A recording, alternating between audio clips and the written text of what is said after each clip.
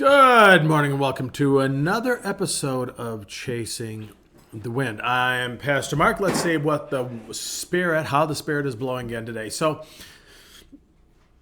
I went into a little prayer group this morning before I'm recording this. And in the conversation, I searched the dusty hallways in my mind. Actually, I didn't search it. It just kind of popped up.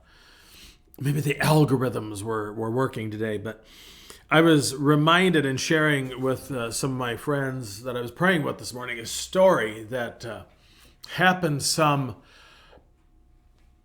10 years ago, probably. Well, not that, probably about 8 years ago. Doesn't matter.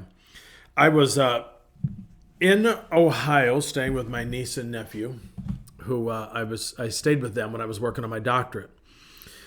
And couple years into this, my niece and nephew had their first child, Graham. And I remember one day when I was out there for my dissertation writing seminar for a week, and Graham was about 5 weeks old, and I came in from class, and my niece came staggering over to me, and she just shoves him at me and says, "Take him, Uncle Mark, take him. I need to take a nap." I'm like, well, what do I do with him? And I thought, I hope his diaper's been changed because Uncle Mark ain't changing no diaper.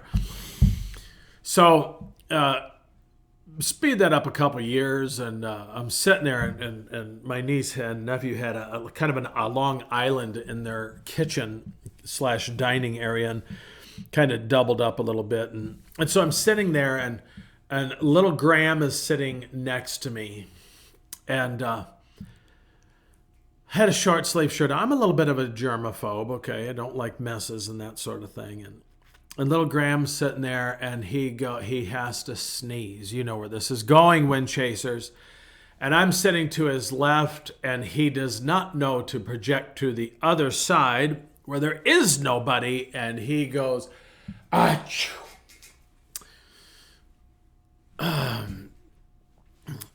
I got to catch my breath here just a minute, just thinking about it. And I look over at him, and he's looking up at me. I'm pretty sure he has blue eyes, if I remember correctly. And he's batting his eyes as I have trace elements running down my arm. And I look over at him, and I say, "It's a good thing I love you, kid." So I shared that story with some colleagues of mine, some friends, and one of them spoke about how that's a great sermon illustration. As we sneeze, quote unquote, our